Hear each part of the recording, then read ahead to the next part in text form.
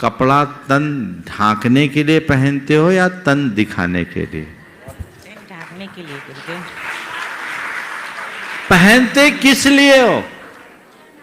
अगर तुम्हें तन दिखाने का शौक है तो तुम दिखाओ, पर यह सोचो कि तुम्हारा जो व्यक्तित्व है वह केवल शरीर नहीं है। तुम्हारी अपनी सोच, तुम्हारा व्यवहार, तुम्हारी प्रवृत्तियां तुम्हारे व्यक्तित्व को उभारती है। आदमी कितना ही कैसा भी कपड़ा पहन ले, कपड़ा क्यों इस तरह का आकर्षित करने के लिए, यानी आप अपना बदन दिखाकर लोगों को आकर्षित करते हो।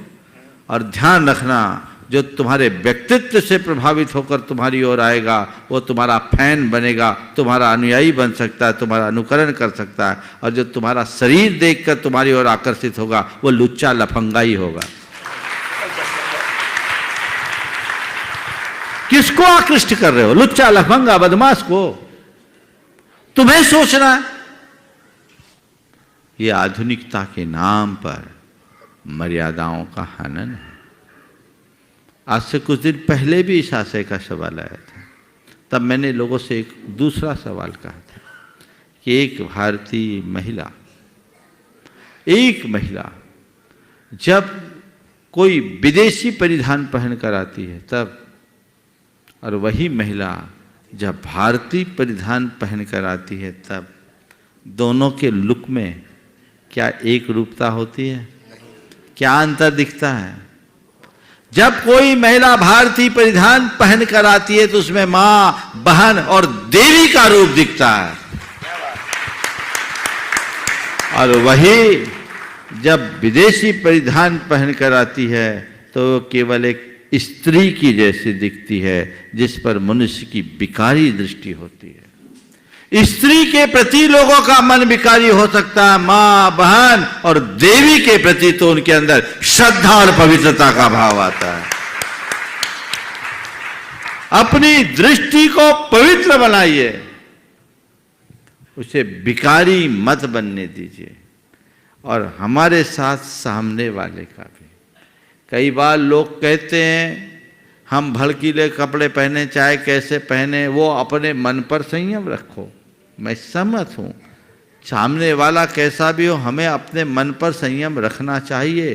पर मैं तो इतनी बात जानता हूं कि बचपन में जब घर में बिल्लियों का आतंक होता था तो दूध को सीके पे टांग के रखा जाता था।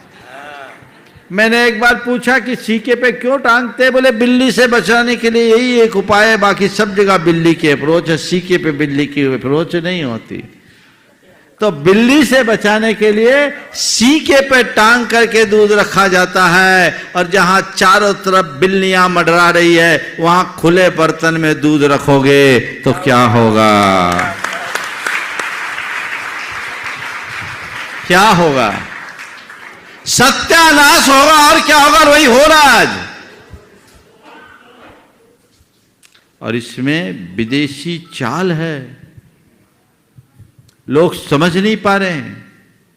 उन्होंने हमारी भाषा को बदला, हमारी भूषा को बदला, हमारे भोजन को बदला और हमारे भेषज को बदला, औषधि को बदला। भाषा, भूषा, भोजन, भेषज सबको बदल दिया तो हमारी भावना भी बदल गई। पहले साड़ियां होती थी ना, अब तो मुझे लगता है 2-3 सालों में मैंने देखा अब अपवाद स्वरूप महिलाएं ही साड़ियों में दिखती है। मुझे तो लगता है जैसे पुरुषों की धोतियां पूरी तरह गोल हो गई, 2-4 साल में आप लोगों की साड़ियां भी गोल हो जाएगी, केवल धार्मिक कार्यों में दिखेगी। इसके पीछे एक चाल है व्यापारिक, थोड़ा सा लंबा होगा लेकिन प्रसंग बहुत उपयोगी है। व्यापारिक चाल है। क्या? पहले घर में एक साड़ी सासू भी पहन लेती थी, बहू भी पहन लेती थी, आदान प्रदान होता था तो सास बहू में प्यार होता था। और एक साड़ी 2 के काम में आती तो बाजार में साड़ी कम बिकती, घर का खर्चा भी कम होता। अब इनने देखा भाई ये तो मामला गड़बड़ है, तो इसको तोड़ो।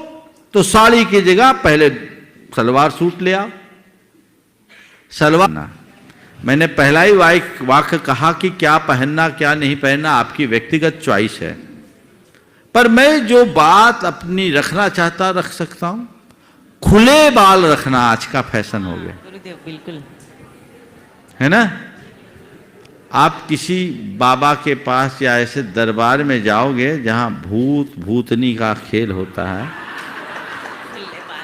वहां सब खुले बाल वाले ही मिलेंगे। बिल्कुल गुरुदेव। सिर धूंधते हुए बोलो, मेरी बात बुरी तो नहीं लग रही है? गुरुदेव पहले खुले, एक भी बंधे बाल वाले नहीं मिलेंगे। ये क्या फैशन, ये अंधानुकरण है। समझ गए? हमारे यहां महिलाएं बाल खोलकर युद्ध के मैदान में उतरती थी अपने राज्य और सतीत्व की रक्षा के लिए, जब वो चंडी का रूप रखती थी। अब आज क्या हो आप लोग?